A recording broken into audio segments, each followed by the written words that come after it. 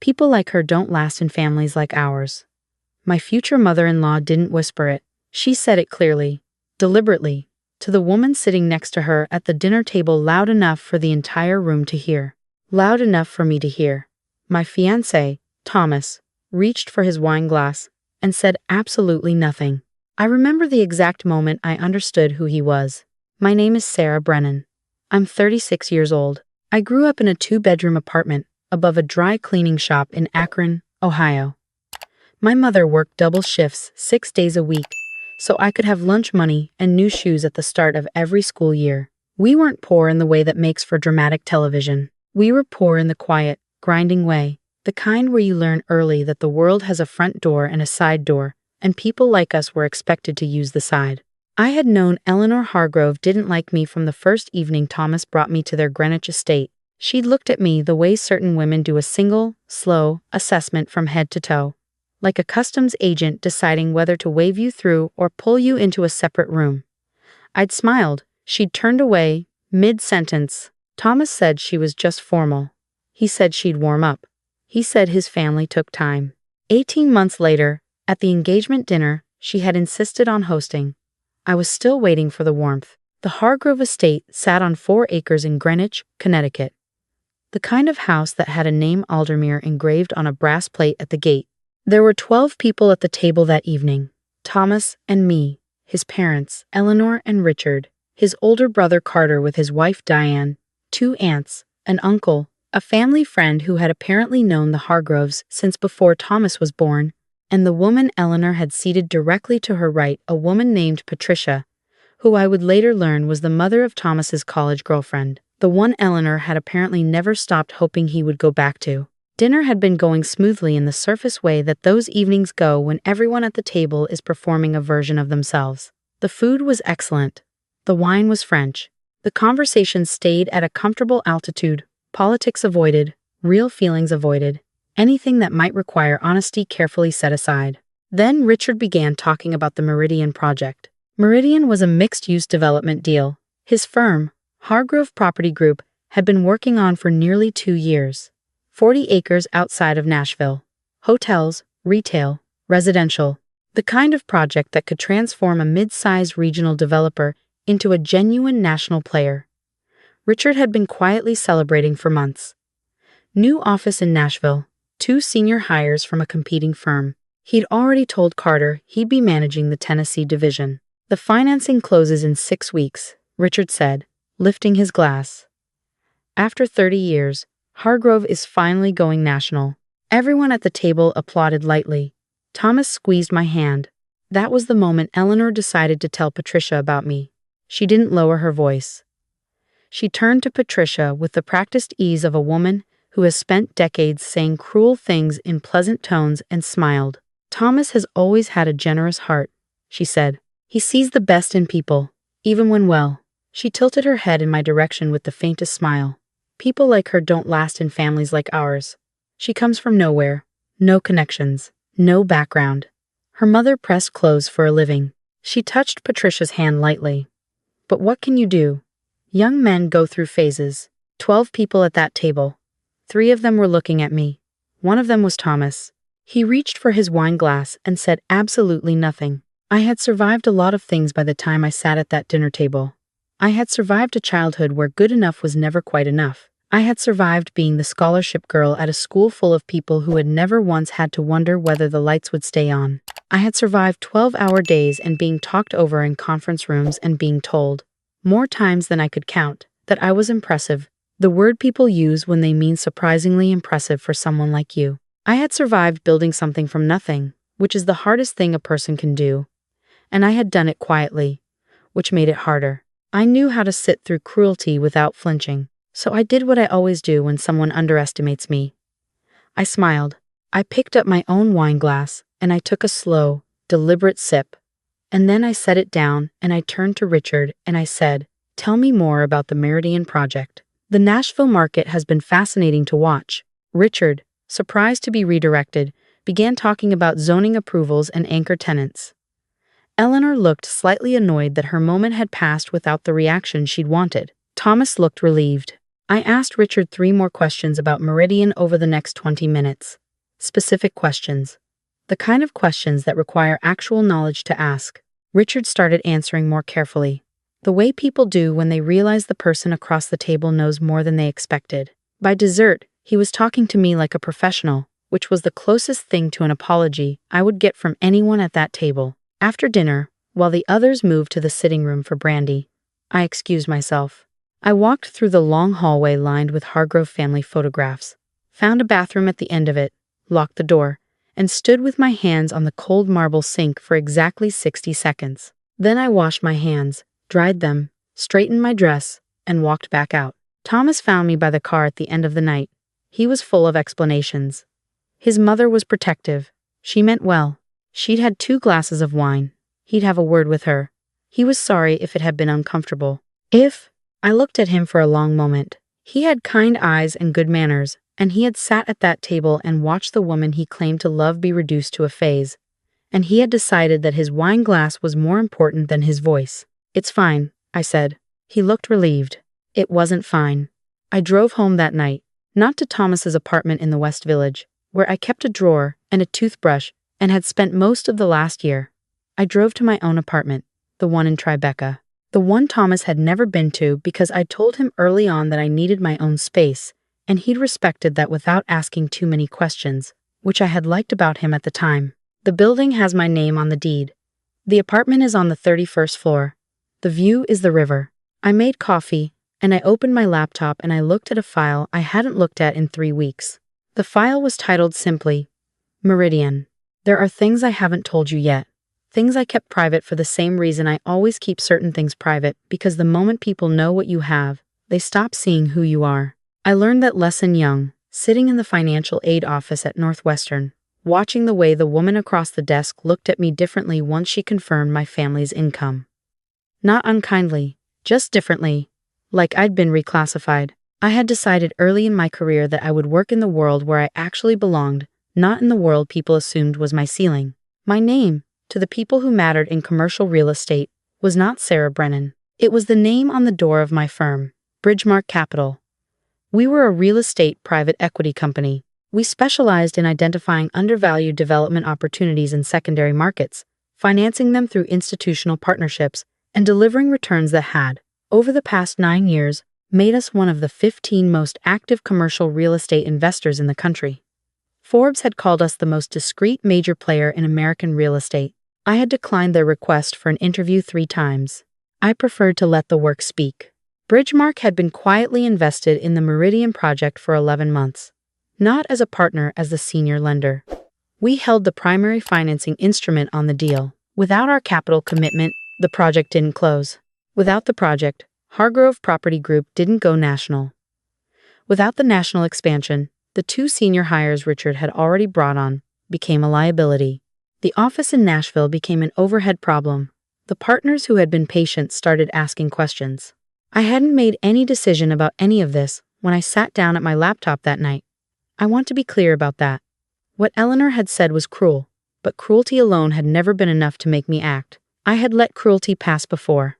I had let entire rooms of it pass. What I couldn't let pass was Thomas's silence. Not because it surprised me. It surprised me less than I wanted to admit. I had seen smaller versions of it before, moments where I needed him to say something, and he'd found something else to look at. I had told myself those moments were small, that they didn't mean anything, that people were complicated and relationships required patience. Sitting at my desk at midnight with the Meridian file open in front of me, I understood that those moments had meant exactly what they looked like. That Thomas had looked at the floor in a bridal shop and called it a phase and gone home relieved when I said it was fine. And I had let him. Because I had wanted, just once, to be chosen without conditions, to be enough on my own terms. I had my answer.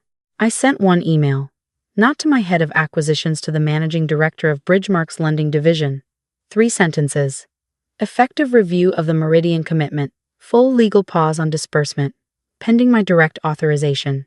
I marked it confidential. I closed the laptop. I slept 8 hours. The financial press picked it up by mid-morning. A capital hold on a major Nashville development deal. The source wasn't named. It never was with us. But Hargrove Property Group was not a public company with resources to absorb ambiguity. And by 2 in the afternoon, Richard had received calls from both senior partners he'd hired, 3 institutional co-investors who wanted to understand the exposure, and his attorney. I was in a site review meeting when my assistant sent me a message. Thomas Hargrove had called 4 times. His father had called twice. I finished the site review. Thomas was waiting outside my building when I got back. Not my Tribeca building, my office building. A 12-story glass and concrete structure in Hudson Yards with Bridgemark Capital on the lobby directory in brushed steel letters. He was standing on the sidewalk in the gray November cold with his hands in his coat pockets, and when he saw me step out of the car, his face went through several things at once. "This is your office," he said. "Yes, Bridgemark is yours. Has been for 9 years. He looked up at the building, the way people look at things when they're recalculating something fundamental. Then he looked back at me, and I watched him make the connection. "The Meridian deal," he said. "Your father's financing runs through us. Bridgemark is the senior lender." "Yes." He was quiet for a moment. The city moved around us. A taxi horn. Someone on their phone. The ordinary machinery of a Tuesday afternoon. "Sarah." His voice was careful. "Whatever happened last night, my mother was out of line. I know that. I should have said something. I should have. You should have. I know. You sat there, Thomas. I know." He ran a hand through his hair. The thing he did when he didn't know what to do next. I didn't want to make a scene. I thought if I could just get through dinner and then talk to her afterward. "She told 12 people I was a phase," I said. "She told them my mother pressed clothes for a living, like that was a fact that disqualified me. And you looked at your wine." He didn't have an answer for that, because there wasn't one.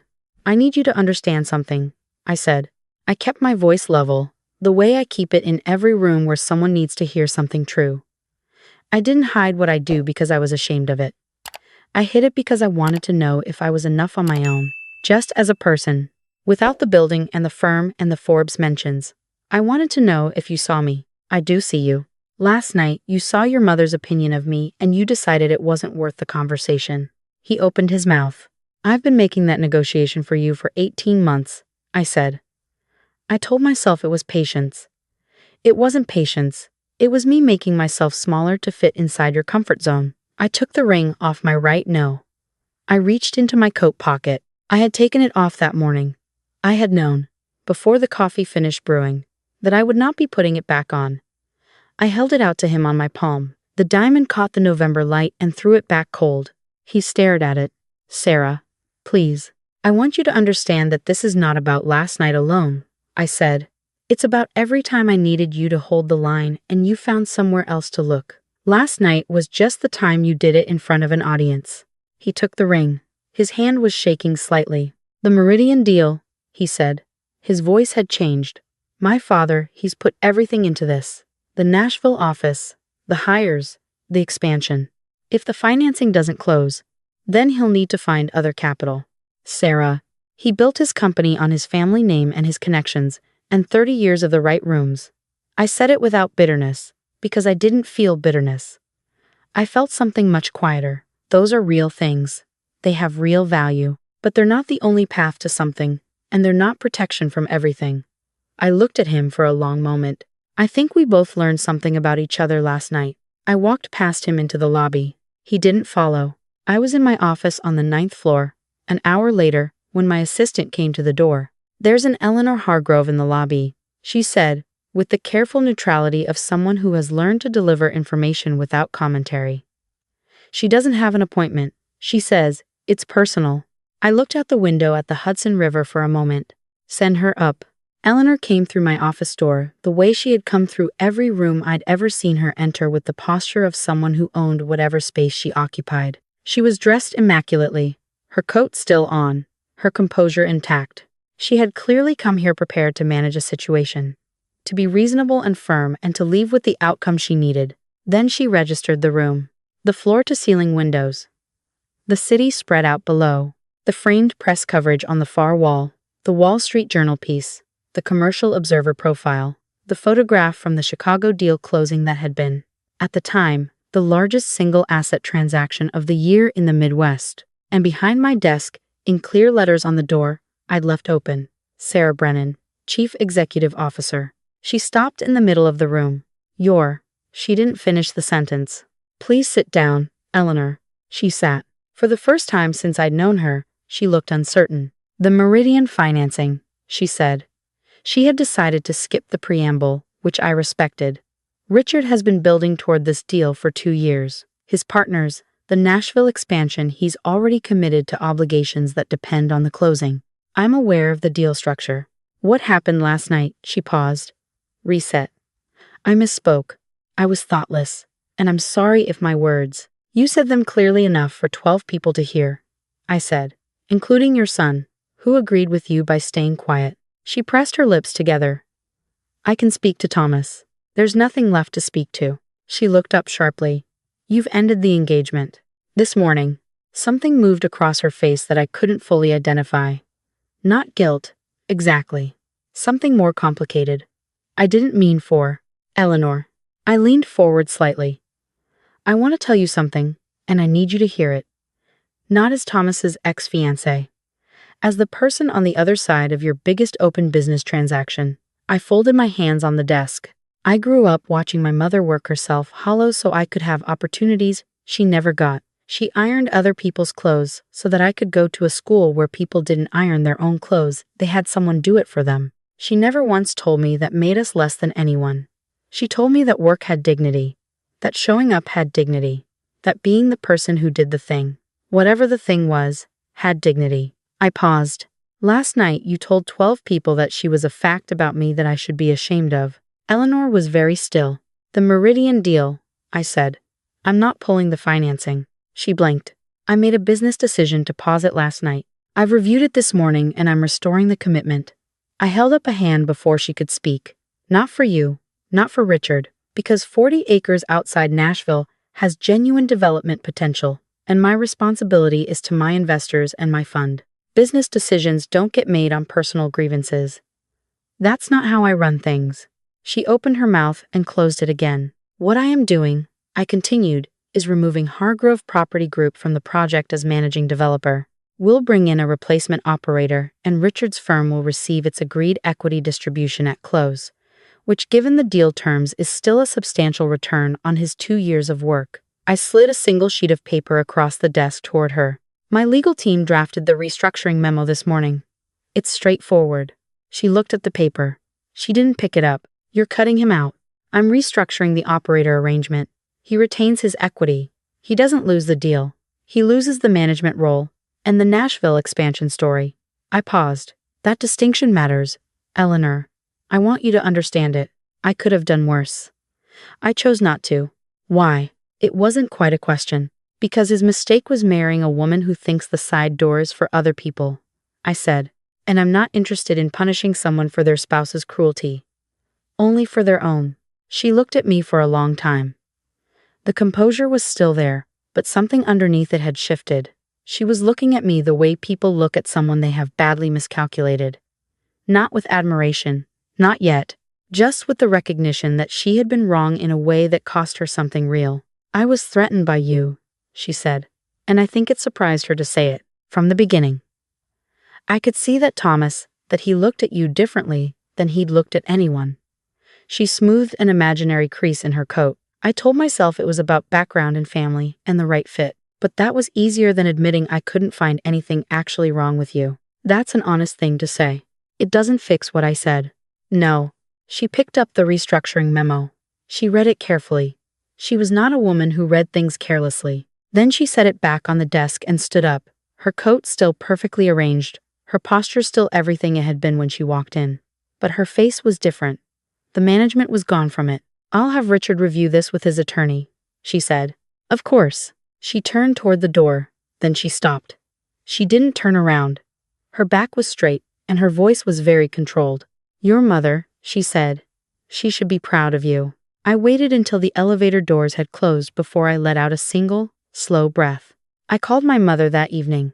She was still in Akron, still in the apartment above the dry cleaning shop. Though she hadn't worked in 3 years, I'd made certain of that. She answered on the second ring, the way she always did, like she'd been waiting for the call. I told her about the engagement. about Eleanor's words at the dinner table, about Thomas's silence. She was quiet for a moment after I finished.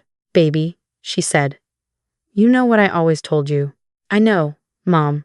The people who need to look down on someone are the ones who are scared of standing on level ground." "I know. Are you okay?" I looked out the window at the river, the lights of New Jersey on the far bank, a barge moving slow and steady in the dark water. "I'm good," I said, and I meant it. 3 months later, the Meridian project closed. The new managing developer, a Nashville-based firm run by a woman who had started her career as a property manager, brought it in on schedule and under budget. I attended the groundbreaking ceremony in a cream-colored blazer. I stayed for the dinner afterward, shook 100 hands.